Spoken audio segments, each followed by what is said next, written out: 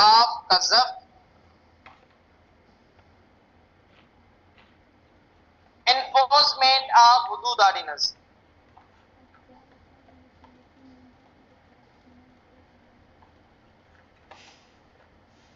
enforcement of hudud ordinance 1979।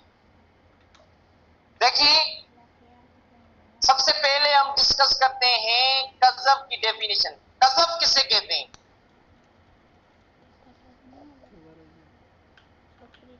कि कज़फ जो है, कज़फ क्या है? जब तक हमें कज़फ समझ में नहीं आएगा, तब तक आगे जो है ना, हम इस ऑर्डिनेंस को नहीं समझ सकते। तो पहले हम समझते हैं कज़फ की definition. Definition of कज़फ,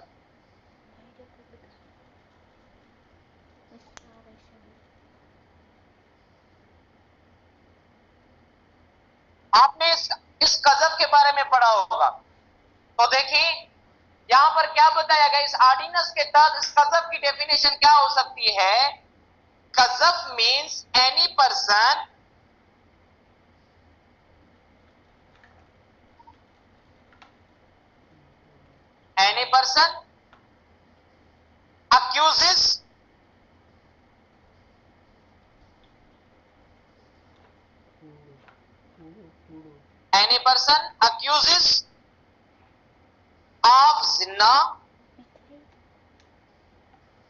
accuses of zina, adultery or fornication, accuses of zina upon any person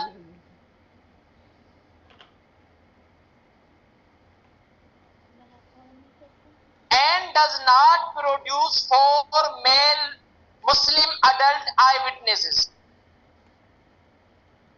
and does not produce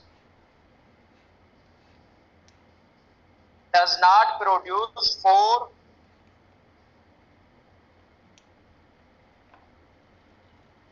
male Muslims eyewitnesses,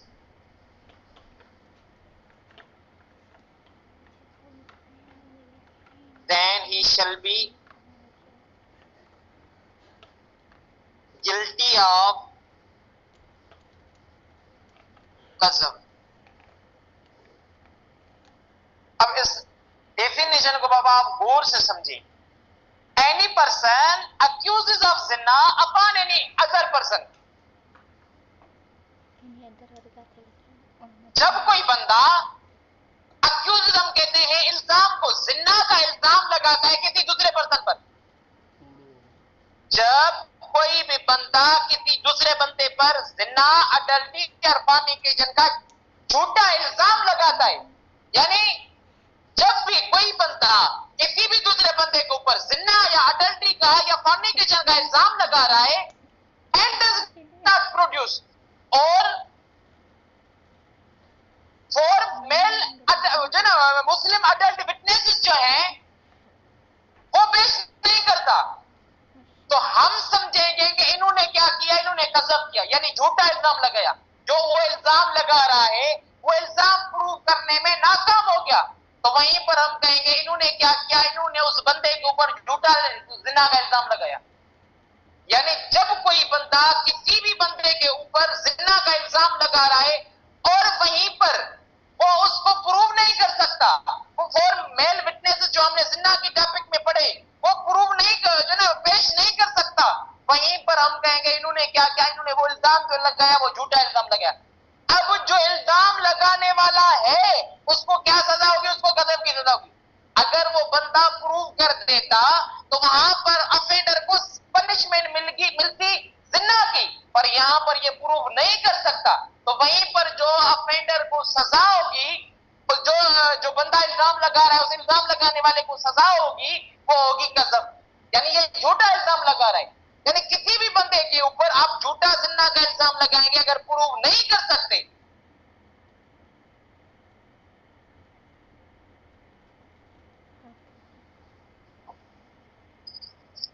समझ आया बाबा? Clear sir. हाँ बाबा, यहाँ तक क्लियर होगा? ये सर। ये डेफिनेशन बाबा सबको क्लियर है? जी सर क्लियर। क्लियर है सर। ओके, अब हम आगे चलते हैं। Essentials of कज़ब। कज़ब के एसेंशियल्स क्या हैं? अब इन एसेंशियल्स को गौर से समझना है आपको, क्योंकि ये सवालात पूछे जाते हैं बाबा। सेक्शन नंबर 5 में कज़ब के एसेंशियल्स बताए गए।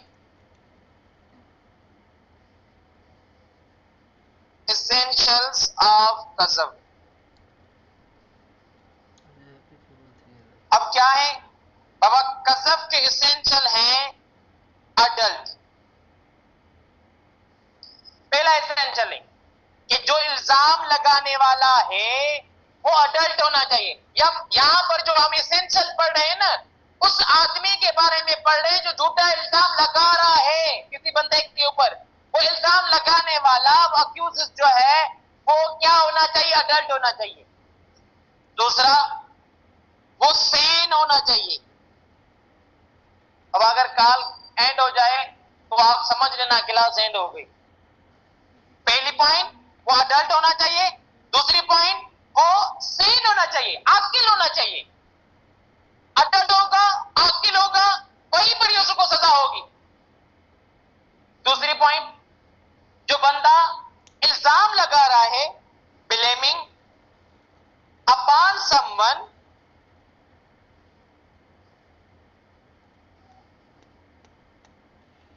blaming upon someone with his intention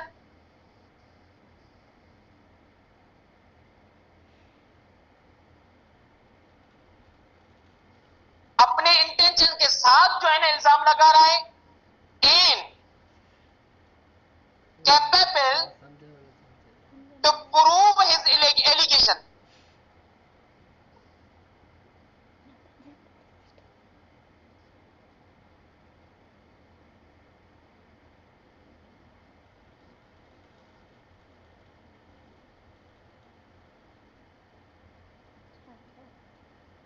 जो बंदा इल्जाम लगा रहा है वो अपने इंटेंशन के साथ, इरादे के साथ इल्जाम लगा रहा है। यानी किसी का उसके ऊपर फोर्स नहीं है कि आप ये इल्जाम लगाएं, नहीं, अपने इंटेंशन के साथ, वॉलेंटरली, अपनी मर्जी के साथ वो इल्जाम लगा रहा है। और वो बंदा कैपेबल भी है उसको प्रूव करने के लिए, यानी वो इतनी कॉन्फिडेंसी रखता है उसको प्रूव करने की, वहीं पर उस बंदे को सजा होगी। ये तीसरा एलिमेंट है। पहला अडल्ट, दूसरा सैन। अब जो इल्जाम लगा रहा है वो इल्जाम डायरेक्टली या इनडायरेक्टली, अब हम आते हैं नीचे, मैं आपको बताऊंगा डायरेक्टली या इनडायरेक्टली कैसे होगा, पर उसका इंटेंशन है और वो बंदा कैपेबल भी है उसको प्रूव करने के लिए। अब चौथा जो एलिमेंट है वो है विदाउट एम्बिग्यूटी।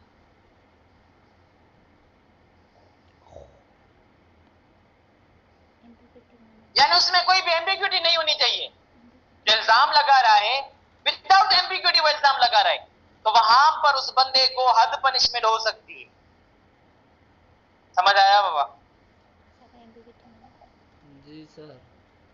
अब और इंपॉर्टेंट पॉइंट, जो बाबा जिस बंदे के ऊपर इल्जाम लगा रहा है वो भी कैपेबल होना चाहिए टू सेक्सुअल इंटरकोर्स। ऐसा नहीं किसी बच्चे के ऊपर इल्जाम लगाए, नहीं, ऐसे बंदे के ऊपर इंप्यूटेशन लगा रहा है, ऐसे बंदे के ऊपर इल्जाम लगा रहा है, he is capable to perform sexual intercourse, यानी imputation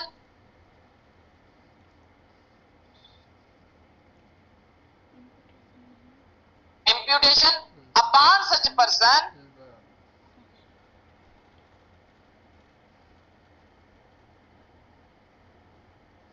imputation upon such person who is Mohsin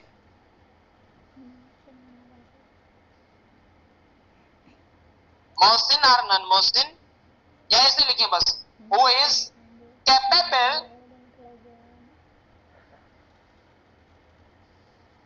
for sexual intercourse।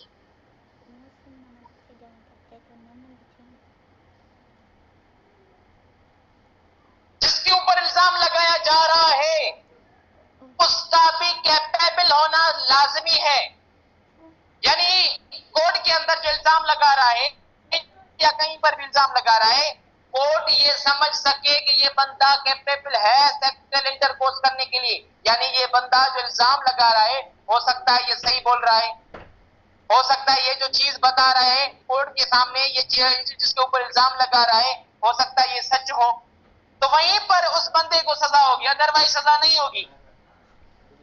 आया समझ? जी सर। या कभी कभार ऐसा होता है कोई बंदा इनडायरेक्टली किसी के ऊपर इंप्यूटेशन जिंदा का इल्जाम लगा दे। अब कैसे? कोई बंदा किसी बच्चे के ऊपर इल्जाम लगा रहा है, देन एनी पर्सन, ये पॉइंट गौर से समझना है बाबा, व्हेन एनी पर्सन, जब कोई बंदा एम्प्यूटेशन अपॉन एनी चाइल्ड,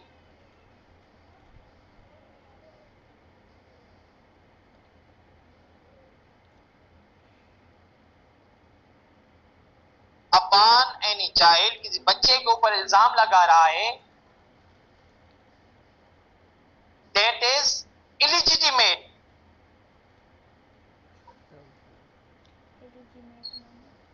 ये बच्चा जो है इलिजिटिमेट है,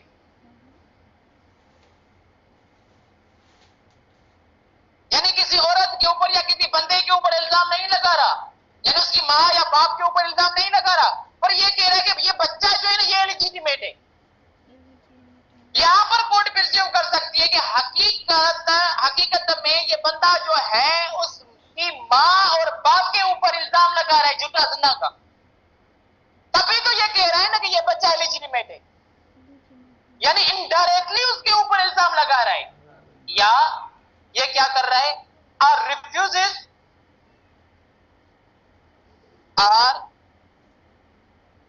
refuses to recognize